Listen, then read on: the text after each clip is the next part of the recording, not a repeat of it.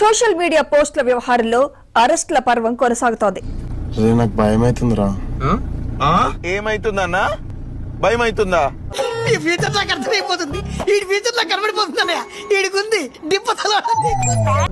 ఇప్పుడు గుంటూరు జిల్లా నకరికల్లుకు చెందిన వైసీపీ సోషల్ మీడియా కార్యకర్త రాజశేఖర్ రెడ్డిని పోలీసులు అదుపులోకి తీసుకున్నారు. ఈ ఊర్లోకెల్లా ఎదవెవడని ఎంక్వైరీ చేస్తే నువ్వేనని తెలిసింది.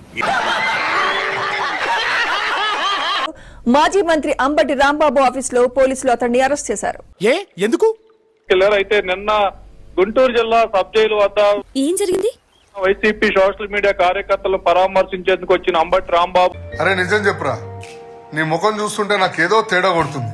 నువ్వేదో తీటేసం వేసుంటావు. నగరకల్లుకు చెందిన రాజశేఖర రెడ్డిని వేధింపులకు గురి చేస్తున్నారు.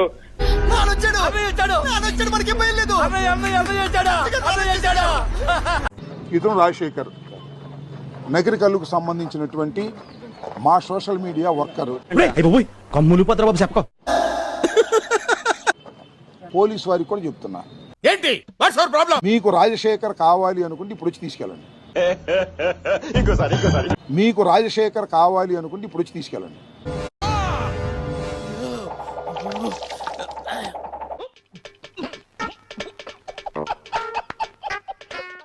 లేదు ఇప్పుడు రెడీగా లేకపోతే మా ఇంటిగా ఉంటాడు, వచ్చి తీసుకెళ్ళండి.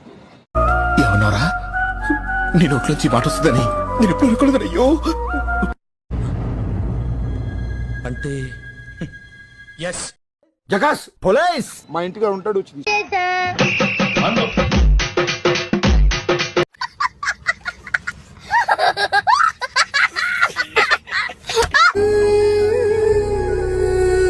లైక్ చేయడానికి ట్రై చేయండి. 1100 లైక్స్ ఈజీగా అయిపోతాయి. ప్రభు హరి రామ్ కృష్ణ రాధం జగన్మోహన్ రెడ్డి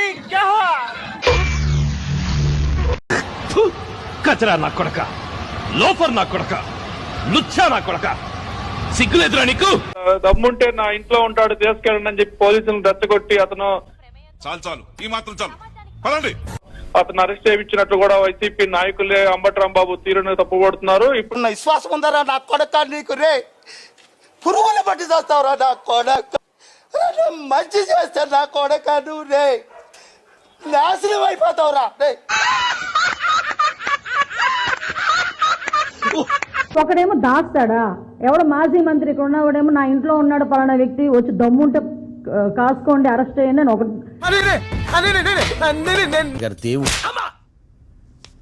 ఆడు పెద్ద బోగ్గాడు సార్. ఆడు చేసే ఏదో పనులని కప్పిపుచ్చడానికి అలాంటి లాయర్ ఒకడు. మూర్తి గారు, ఇలాంటప్పుడే గుండె రాయి చేసుకోవాలి. ఏం చేస్తాం? సవాల్ విసురుతాడు.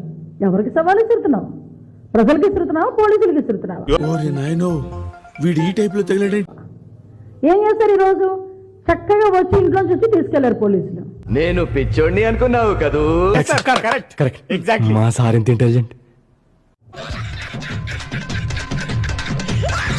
అంటే నువ్వు అతనికి సాయం చేసావో మాకు సాయం చేసావో కానీ అది అతనికి విచక్షణ వదిలేయాలి. అది చేస్తా నా కొడక, నువ్వు రే నాశనం అయిపోతావురా. పావు ఏమవుతుందో నాకు తెలుసు సార్. ఇప్పుడే తీసుకెళ్తున్నారు.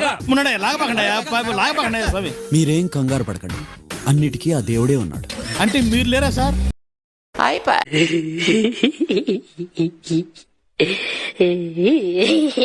ఆయన చెప్తాడు పురాణాలు. వీళ్ళందరూ అండి ఈ సోషల్ మీడియా వాళ్ళు, వీళ్ళు వైసీపీకి పనిచేసే వాళ్ళు.